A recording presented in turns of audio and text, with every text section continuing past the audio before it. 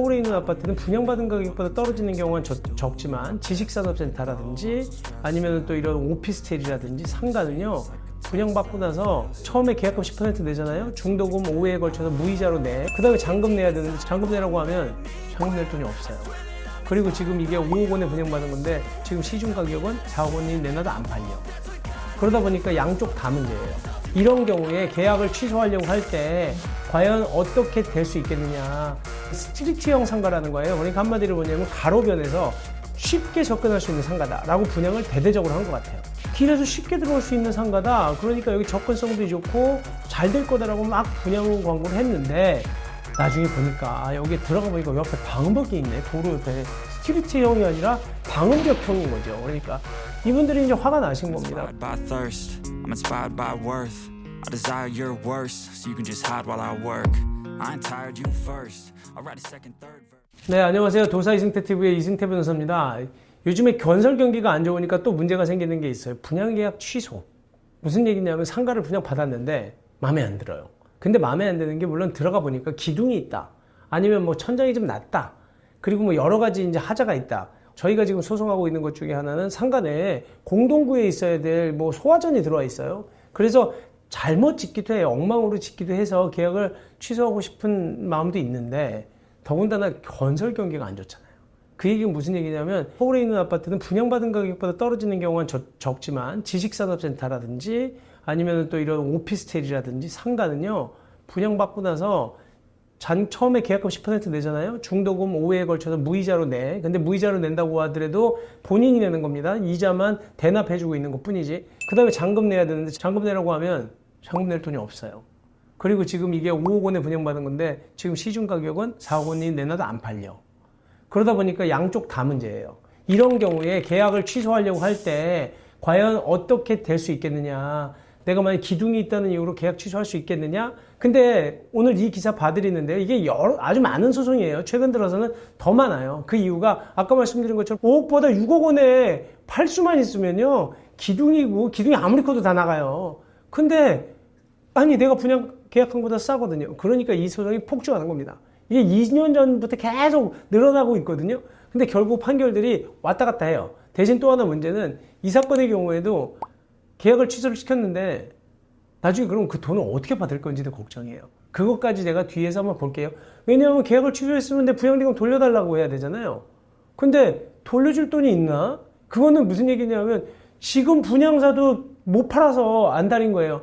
결국은 지식산업센터라든지 오피스텔이나 상가 가격이 떨어졌기 때문에 둘 다 생긴 문제라 물어줄 돈도 없어요. 이거 다 계약 취소하고 나면 돈은 못 주고 상가로 갖고 있어야 돼요. 시행사 입장에서도. 그러니까 이게 문제라는 거라 한번 끝까지 한번 볼게요. 스트리트형 상가라는 거예요. 그러니까 한마디로 뭐냐면 가로변에서 쉽게 접근할 수 있는 상가다라고 분양을 대대적으로 한 것 같아요.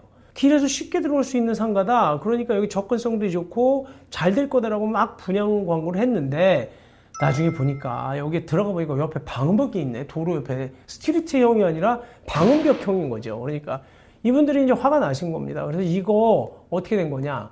그래서 거대한 벽 본 순간 기가 찼다. 결국 상가 109호실이 계약 취소했다. 분양된 곳 아파트 그 상가 중에 109개나 계약을 취소했다. 근데 이게 문제가요. 나중에 이거 어떻게 돌려받냐고요. 109호나가 계약을 취소했으면 그것도 진짜 힘든 건데 보시면 그 스트리트형이라고 생각해서 갔더니 이렇게 방음벽이 있다라는 건데 실질적으로 엄청나게 큰 방음벽이 있어서 상가는 안 보이고요. 시행사는 팔아놓고 나물나라 합니다. 계약 취소해 주세요. 그 방음벽으로 앞에 가르지 상가를 분양하면서도 알리지 않았다고 해서 수분양자들이 누구를 상대로 했냐면 시행사, 신탁사를 상대로 계약 취소 소송을 구했는데 수분양자 편을 들어줬다. 근데 이렇게 많이 나옵니다, 요즘에. 근데 여기에서 상가 계약 취소 소송을 한 건데 결국은 쉽게 얘기하면 이거는 왜 계약을 취소해 준 거냐면요. 고지 의무를 하는 거야, 고지 의무. 그러니까 상가를 우리가 상가가 됐든 아파트가 됐든 오피스텔이 됐든 계약을 할 때 중요한 내용에 대해서는 고지 의무의 대상이 되느냐.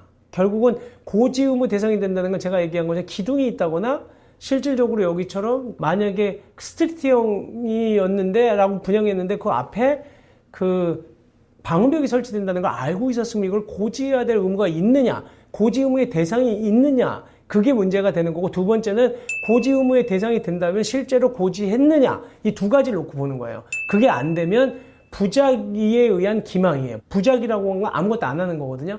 일부러 말을 하지 않아서 기망에 빠뜨린 거기 때문에 이거는 부작위에 의한 기망이어서 계약을 취소할 수 있다. 사기친 거랑 똑같은 거예요. 이게 그렇게 해서 계약을 취소하는 건데, 인천에 있는 상가를 분양받은 사람들이 이 계약 취소해달라고 하는 건 정당하다라고 해서 계약금을 반환하라는 판결을 했다. 근데 이게 결국은 계약금만 반환이 아니에요. 나중에 보면 여기에 보면 22년 12월 달에 준공된 이 아파트의 14개 동 중에 1128가구가 있고 상가가 208호실이었는데 그 중에서 지금 58%에 대한 109호실이 다 계약을 취소했다는 거예요.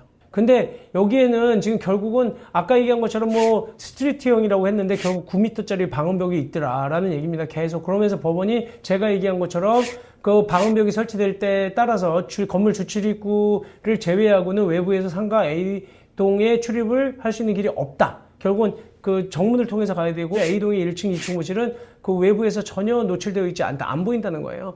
그렇기 때문에 3층 또한 가시성이 떨어진다. 그래서 계약 취소해라.